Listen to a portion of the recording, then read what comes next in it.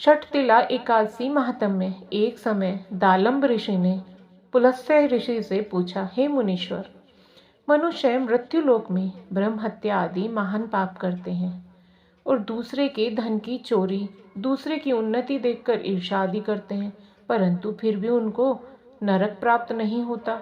सो क्या कारण है? वह न जाने कौन सा अल्पदान या अल्प परिश्रम करते हैं जिनसे उनके पाप नष्ट हो जाते हैं। यह सब आप कृपा पूर्वक कहिए। इस पर पुलस्त्य महात्मा बोले, मुनि, आपने मुझसे अत्यंत गंभीर प्रश्न पूछा है। इससे संसारी जनों को बहुत लाभ होगा। इसको इंद्र आदि देव भी नहीं जानते, परंतु मैं आपको यह गुप्त भेद अवश्य ही बताता हूँ। माघ मास के आने पर मनुष्य को स्नान आदि से शुद्ध रहना चाहिए और इंद्रियों को बस में करके तथा काम, क्रोध, लोभ, मोह, ईर्ष्या, अभिमान आदि का स्मरण नहीं करना चाहिए।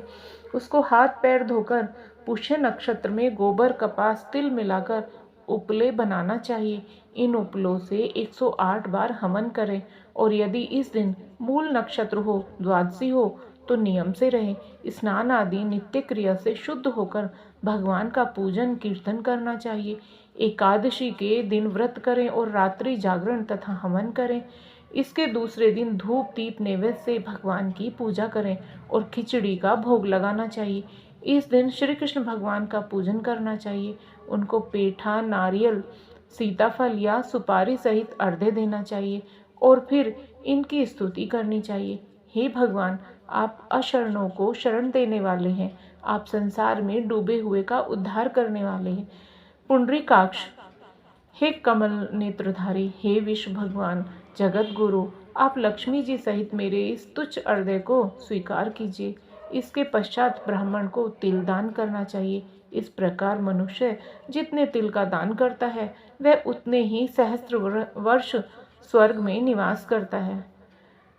तिल स्नान करना चाहिए, तिल का उपटन लगाना चाहिए, तिल का भोजन, तिल का दान, यह षटतिला कहलाती है। इससे अनेकों पाप दूर हो जाते हैं। एक दिन नारद ऋषि बोले, भगवान, आपको नमस्कार। इस षटतिला एकादशी का क्या पुण्य होता है और उसकी क्या कथा है, सो आप कृपा पूर्वक कहिए। श्री कृष्ण भगवान बोले, नारद, मैं तुमसे आंखों देखी सत्य घटना कहता हूँ, ध्यानपूर्वक सुनो। प्राचीन समय में मृत्युलोक में एक ब्राह्मणी रहती थी। वह सदैव व्रत किया करती। एक समय वह 1 माह तक व्रत करती रही। इससे उसका शरीर अत्यंत दुर्बल हो गया। वह अत्यंत बुद्धिमान थी, परंतु फिर भी उसने कभी भी देवताओं तथा व्रतों से अपना मन अस्थिर नहीं किया। इस प्रकार मैंने सोचा कि ब्राह्मणी ने व्रत आदि से अपना शरीर शुद्ध कर लिया है और इसको वैष्णव लोक भी मिल जाएगा, परंतु इसने कभी भी अन्न का दान नहीं किया है। इससे इसकी तृप्ति होना कठिन है। ऐसा सोचकर मैं मृत्युलोक गया और उस ब्राह्मणी से अन्न मांगा। वह बोली, हे महाराज, आप यहाँ किस लिए आए हैं? मैंने कहा कि मुझे भिक्षा चाहिए। इस पर उसने मुझे एक मिट्टी का पिंड दे दिया। मैं उसे लेकर स्वर्ग लौट आया। कुछ समय बीतने पर वह ब्राह्मणी भी शरीर त्याग कर स्वर्ग आ गई। मृत पिंड के प्रभाव से उसे उस जगह देव एक आम के वृक्ष सहित ग्रह मिला, परंतु उसने ग्रह को अन्य वस्तुओं से शून्य पाया। वह घबराई हुई मेरे पास आई और कहने लगी, हे भगवान, मैंने अनेकों व्रत आदि से आपकी पूजा की है, परंतु फिर भी मेरा घर वस्तुओं से रहित है। सो क्या कारण है? मैंने कहा, तुम अपने ग्रह को जाओ और देव स्त्रियां तुम्हें देखने जाएंगी।